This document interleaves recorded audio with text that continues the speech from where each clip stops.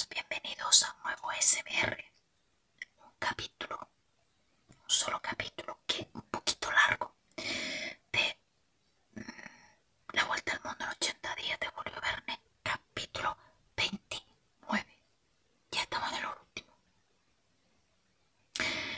Aquella misma tarde el tren proseguía su marcha sin obstáculos. Pasaba el puente Sanders, transponía al paso del convoy el Cheyenne Boy, llegaba al paso de Evans. En este sitio alcanzaba el ferrocarril el punto más alto del trayecto, o sea 8.901 pies sobre el nivel del océano.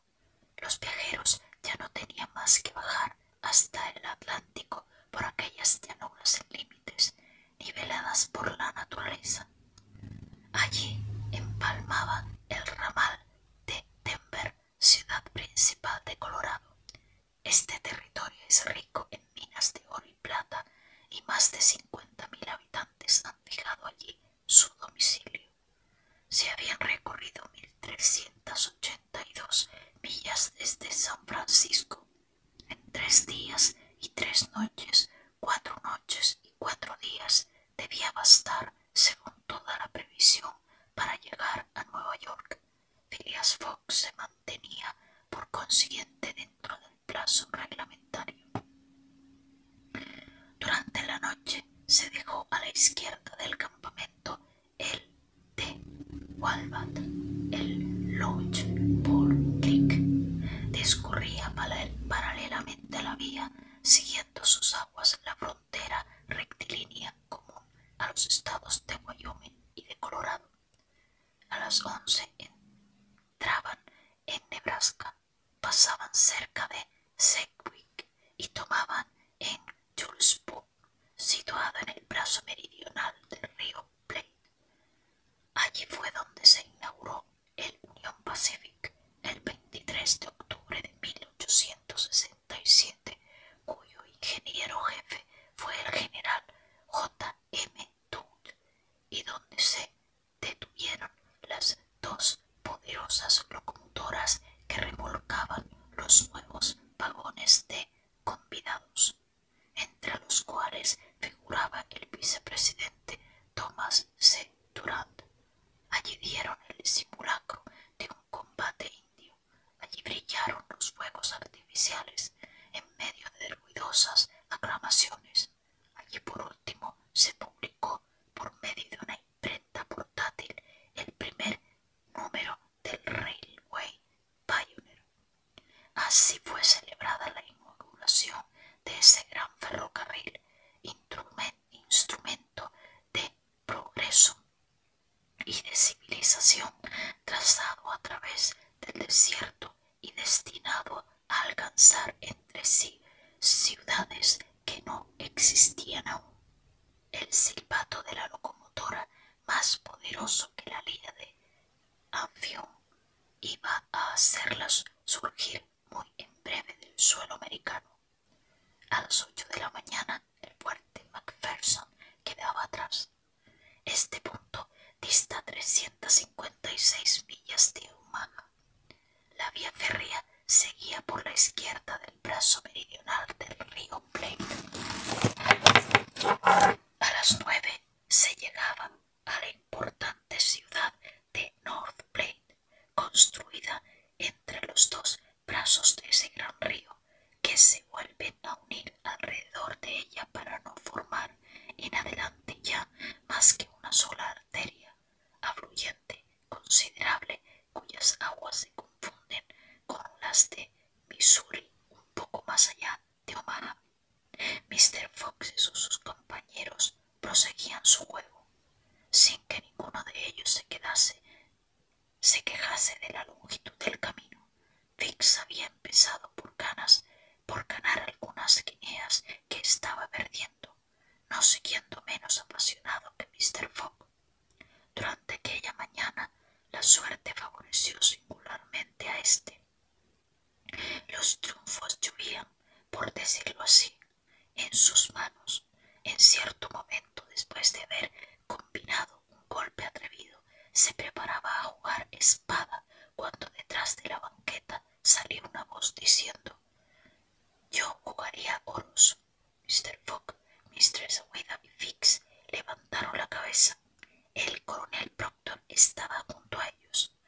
Steam Proctor y Phileas Fogg se reconocieron enseguida. «Ah, sois vos, señor inglés», exclamó el coronel. «Sois vos quien quiere jugar espadas». «¿Y qué las juega?», respondió con frialdad Phileas Fogg, echando un 10 de ese palo. «Pues bien, me acomoda que sean oros», replicó el coronel Proctor con irritada voz, haciendo ademán de tomar la carta jugada y añadiendo: «No sabéis ese juego». «Tal vez seré más diestro que en otro», dijo Phileas Fogg, levantándose. «Solo de vos depende ensayarlo», dijo John Bull, replicó el grosero personaje. Mistress Ouida había palidecido, afluyendo toda su sangre al corazón. Se había asido del abrazo de Phileas Fogg, que la repelió suavemente. Picaporte iba a echarse sobre el americano, que miraba a su adversario con el aire más insultante posible, pero Fix se había levantado y, yéndose al coronel Proctor, le dijo: «Olvidáis que es conmigo con quien debéis entenderos, porque no solo me habéis injuriado, sino golpeado». «Señor Fix», dijo Fogg, «perdonad, pero esto me concierne a mí solo. Al pretender que yo hacía mal en jugar espadas, el coronel me ha injuriado de nuevo y me dará una satisfacción». «Cuando queráis y donde queráis», respondió el americano, «y con el arma que queráis». Mistress Ouida intentó en vano detener a Mr. Fogg. El inspector hizo inútiles esfuerzos para hacer suya la cuestión. Picaporte quería echar al coronel por la portezuela, pero una seña de su amo lo contuvo.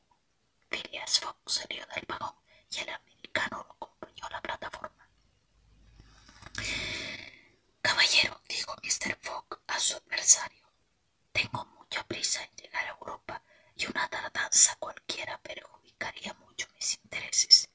«¿Y qué me importa?», respondió el coronel Proctor.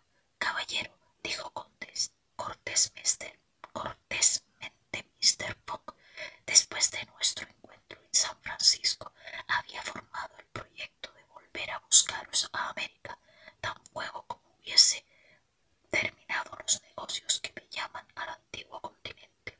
De veras, ¿queréis señalarme sitio para dentro de 6 meses?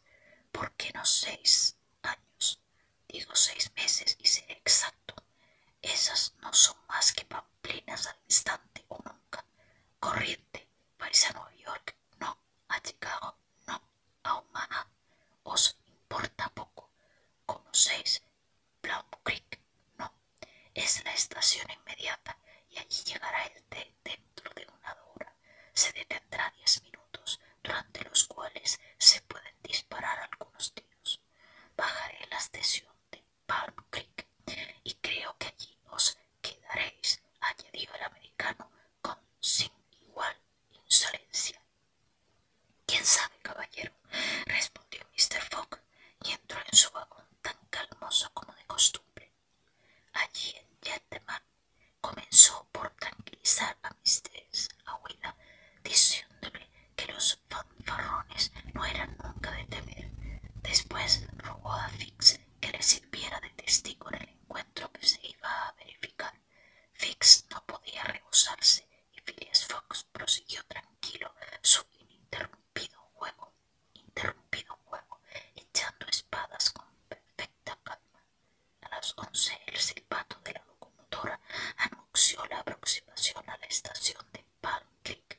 Mr. Fogg se levantó y, seguido de Fix, salió a la galería. Picaporte le acompañaba, llevando un par de revólveres. Mistress Ouida se había quedado en el vagón, pálida como una muerta. En aquel momento se abrió la puerta del otro vagón y el coronel Proctor apareció también en la galería, seguido de su testigo, un yanqui de su temple.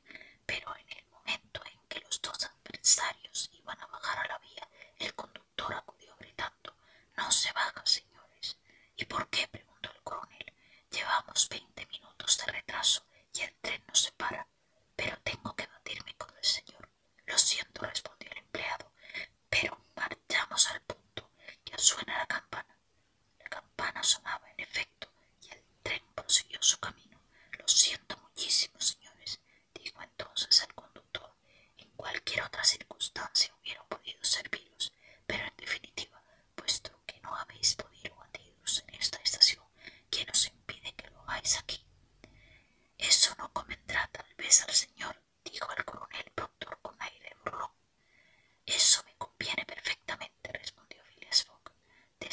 Finalmente estamos en América, pensó para sí Picaporte, y el conductor del tren es un caballero de buen mundo. Y pensando esto, siguió a su amo. Los dos adversarios y sus testigos, precedidos de conductor, se fueron al último vagón del tren, ocupado tan solo por unos 10 viajeros. El conductor se preguntó si quería dejar un momento libre sitio a dos caballeros que tenían que arreglar un negocio de honor. Como no, muy gozosos se mostraron los viajeros en complacer a los contendientes y se retiraron a la galería. El vagón, que tenía unos 50 pies de largo, se prestaba muy bien para el caso. Los adversarios podían marchar uno contra otro entre las banquetas y fusilarse a su gusto. Nunca hubo duelo más fácil de arreglar.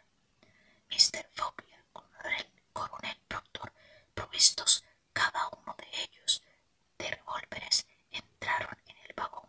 Sus testigos los encerraron. Al primer silbido de la conductora debía comenzar el fuego, y luego, después de un transcurso de 2 minutos, se sacaría del coche lo que quedase de los dos caballeros. Nada más sencillo, a la verdad, y tan sencillo, por cierto, que Fix y Picaporte sentían su corazón latir hasta romperse.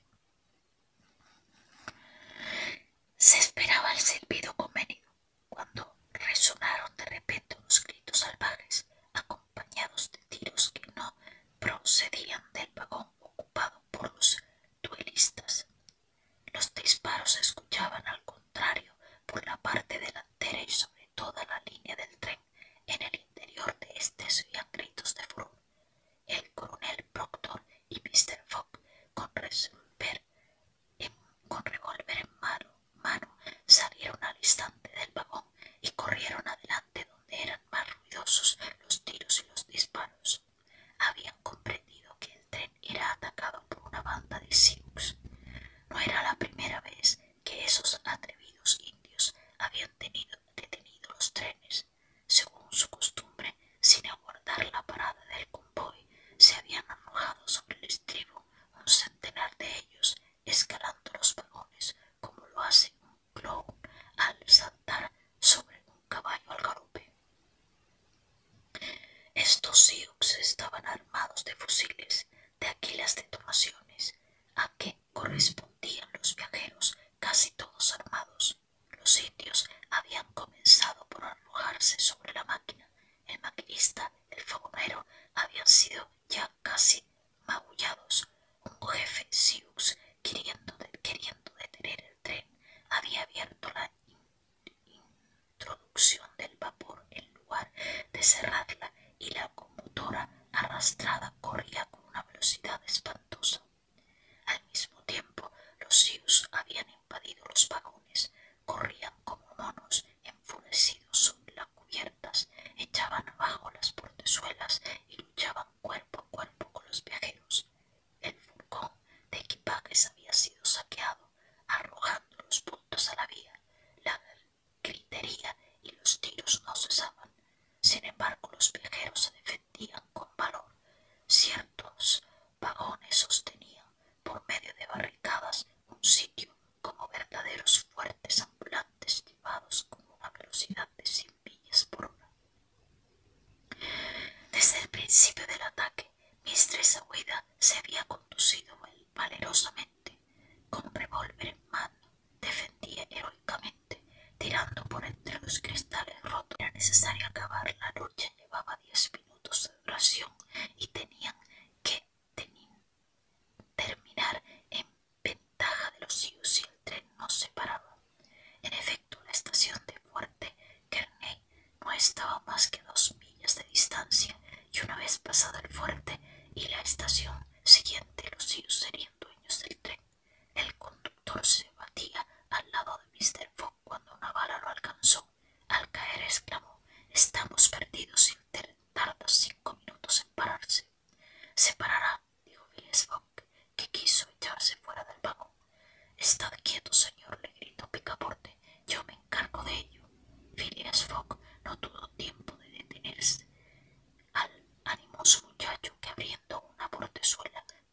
pareció deslizarse debajo del vagón, y entonces, mientras la lucha continuaba, las balas se cruzaban por encima de su cabeza, recobrando su agilidad y flexibilidad de clown, arrastrándose colgado por debajo de los coches y agarrándose ora a las cadenas, ora a las palancas de freno, rastreándose de uno a otro vagón.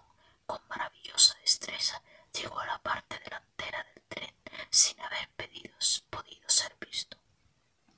Allí, colgado por una mano entre el furgón y el tender, desenganchó con la otra las cadenas de seguridad, pero a consecuencia de la tracción no hubiera conseguido desenroscar la barra de enganche si un sacudimiento que la máquina experimentó no la hubiera hecho saltar, de modo que el tren desprendido se fue quedando a ras mientras que la locomotora huía con mayor velocidad. Él corrió aún durante algunos minutos, pero los frenos se manejaron bien y el convoy se detuvo al fin a menos de 100 pasos de la estación de Kearney. Allí los soldados del fuerte, atraídos por los disparos, acudieron apresuradamente. Los Sioux no los habían esperado y antes de pararse completamente el tren, toda la banda había desaparecido. Pero cuando los viajeros se encontraron en el andén de la estación, reconocieron que faltaban algunos, y entre otros el valiente francés, cuyo denuedo acababa de salvarlos. Bueno, amigos, terminamos este capítulo, al que tuve que quitarle las pequeñas frases, pero que las tienen en el libro original, pero la traducción original de Wikisource. Terminamos el capítulo 20.